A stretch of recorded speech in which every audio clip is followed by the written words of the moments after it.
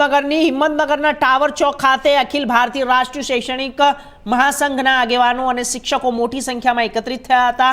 શિક્ષક તરીકે ફરજ બજાવતા કર્મચારીઓને ટેટ પરીક્ષામાંથી મુક્તિ આપવાની માંગ સાથે વિરોધ પ્રદર્શન કરવામાં આવ્યું હતું।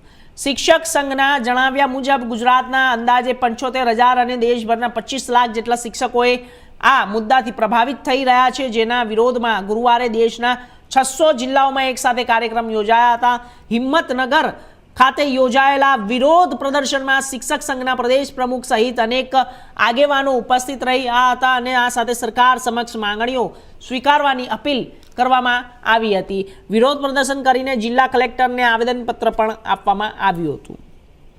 આજે શું કાર્યક્રમ હતો, તેના માટે ભેગા થયા હતા અને આગામી દિવસ શું વર્તમાનમાં સુપ્રીમ કોર્ટ દ્વારા જે ચુકાદો આવ્યો છે એની અસર સમગ્ર ગુજરાતના 75,000 અને સમગ્ર ભારતના 25 લાખ શિક્ષકોને થવા જઈ રહી છે।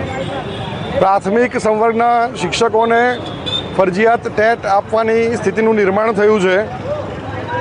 આ અંગે આદરણીય પ્રધાનમંત્રીને અને કેન્દ્રીય શિક્ષણ મંત્રીને આવેદનપત્ર આપવા માટેનો આજે કાર્યક્રમ હતો। સમગ્ર ભારતના 600 જિલ્લાઓની અંદર આ કાર્યક્રમ એક સાથે થઈ રહ્યો છે અને આગામી દિવસની અંદર જે કોઈ પણ કાર્યક્રમ અખિલ ભારતીય કક્ષાએથી આપવામાં આવશે એ પ્રમાણે ગુજરાતના અને સાબરકાંઠાના શિક્ષકો એમાં મોટી સંખ્યામાં જોડાશે। આજે ક્યાં કાર્યક્રમ યોજાયો હતો અને શેનો કાર્યક્રમ યોજાયો હતો? આજે નામદાર સુપ્રીમ કોર્ટના ચુકાદા બાદ જે સ્થિતિનું નિર્માણ થયું છે એના માટેના ધરણાનો કાર્યક્રમ છે એ હિંમતનગરના ટાવર ચોકની અંદર યોજાયો છે।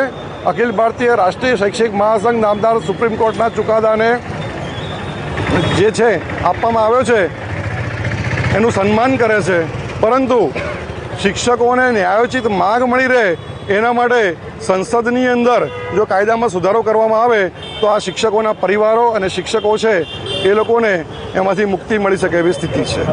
આપનું નામ? મિતેશ ભટ્ટ, પ્રદેશ અધ્યક્ષ, અખિલ ભારતીય રાષ્ટ્રીય શૈક્ષિક મહાસંઘ।